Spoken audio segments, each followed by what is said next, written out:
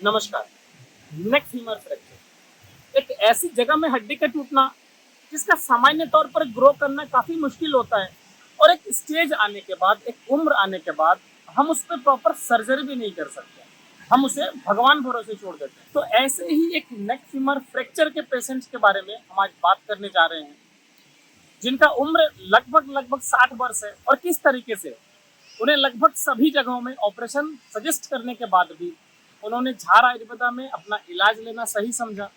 झार आयुर्वेदा यानी प्राकृतिक चिकित्सा, किस तरीके से उन्होंने आयुर्वेद को चुना, बिना कोई सर्जरी के, बिना कोई काटछीट के, और किस तरीके से बिना सर्जरी के, बिना बहुत ज़्यादा परेशानी के, बिना मेहनत के, बिना बहुत ज़्यादा रेस्ट के लगभग 1.5 से 2 महीने में वो अच्छा खासा रिकवर करके, इसके बारे में हम आज जानने का प्रयास करें। वो माताजी थी बालासोर से, उनके बेटे का नाम है अमरेश राउत जी।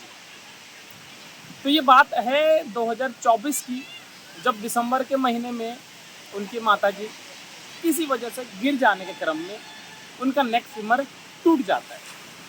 फ्रैक्चर हो जाने के बाद जैसे हम सब जानते हैं कि हम सबसे पहले अस्पताल की तरफ भागते हैं।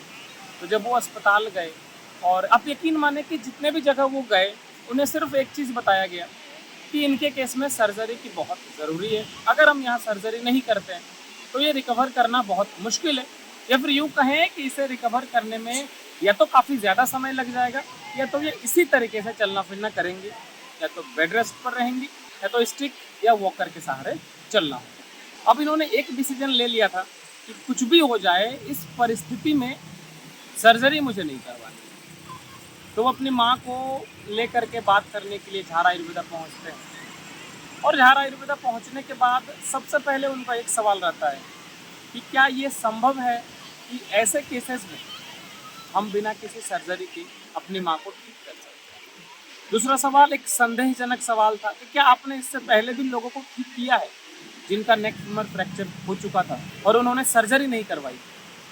तो हमने एक ही चीज़ कहा कि आपको अगर लगता है कि किसी भी प्रकार का संशय है, आपको अगर डाउट है जहाँ आप इलाज लेने वाले, तो सबसे पहले आप जो आपका झार आयुर्वेदा चैनल है उसको जाओ, और उस पर जाने के बाद वीडियोज़ को देखना शुरू करो। तो उन्होंने वीडियोज़ को खंगाला अच्छे तरीके से। जब उन्हें यकीन आ गया, इलाज अपना शुरू किया झार आयुर्वेदा। इलाज शुरू होने के लगभग लगभग 1.5 से 2 महीने बाद, उसके पहले की उनकी जो स्थिति थी वो ये थी कि वो लगभग बेड रेस्ट पर थी। उनका सारा जो डेली रूटीन है, जो अपना दिनचर्या के कार्यक्रम है, वो अपने बिस्तर पर होता था, और उनके बेटे, उनके बहू उन्हें बहुत अच्छे तरीके से सेवा देते थे। 1.5-2 महीने बाद जब उनका ट्रीटमेंट हो गया, पहला एक्सरे में 40-50% इम्प्रूवमेंट था। उसके बाद सीधा उन्होंने उसे बहुत पॉजिटिवली लेते हुए एक्सरसाइज वगैरह करवाना शुरू किया। उन्होंने अपने घर पर ही अरेंज किया, कुछ मशीन्स उन्होंने खरीदा, जिसको उपयोग में ला करके उनकी माताजी अच्छे तरीके से लगभग 1 से 1.5 घंटा डेली एक्सरसाइज में अपना समय बिता, वो ये करते चले गए, और धीरे धीरे करके उनका अच्छा खासा इम्प्रूवमेंट हो गया। उसके बाद एक चीज़ जो थोड़ा सा गड़बड़ था, और ये आप सबको समझना बहुत ज़रूरी है, और सिर्फ इसी वजह से हमने ये वीडियो बनाने का निर्णय लिया कि जब हम ठीक होने लगते हैं, हम सिर्फ यही कोशिश करेंगे कि हम जितना हो सके थोड़ा सेफ जोन में रहेंगे। और अगर हमारा उम्र 50 वर्ष से अधिक हो तो हम सामान्य तौर पर कोशिश ये नहीं करेंगे कि उनको ज़रूरत से ज़्यादा एक्सरसाइज करवाएंगे। तो एक्सरसाइज थोड़ा ज़्यादा हो गया, क्योंकि उस वक्त ऐसा होता है कि जब हम अच्छे कंडीशन में आते हैं तो हमको थोड़ा नहीं समझ में आता है। हमें लगता है कि जहाँ से हम इलाज ले रहे हैं वो बेस्ट है, और वो किसी भी कंडीशन में रहे हमें और बढ़िया और बहुत अच्छे तरीके से ठीक कर सकते हैं।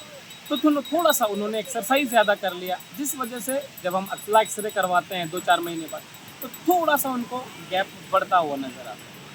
तो वो फिर सीधे पहुंचते हैं झार आयुर्वेदा में। इनके इससे पहले भी मेरे ख्याल से 2-3 वीडियो जा चुके हैं। अब चाहो तो सीधे सीधे बालेश्वर उड़ीसा पेशेंट्स करके आप सर्च करोगे तो आपको वो दिख जाएगा।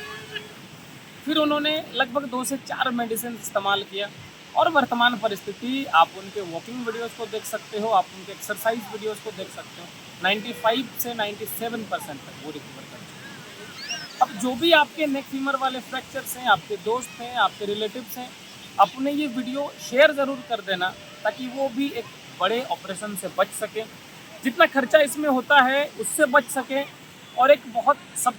और सबसे बड़ी समस्या कि ऑपरेशन के बाद रेस्ट जो हमें करना होता है 1.5 से 2 महीना, हम उसके बाद भी ये कंफर्म नहीं होते हैं कि हमारी हड्डी अच्छी तरीके से ग्रो करेगी, वो इससे बच सकते हैं। धन्यवाद।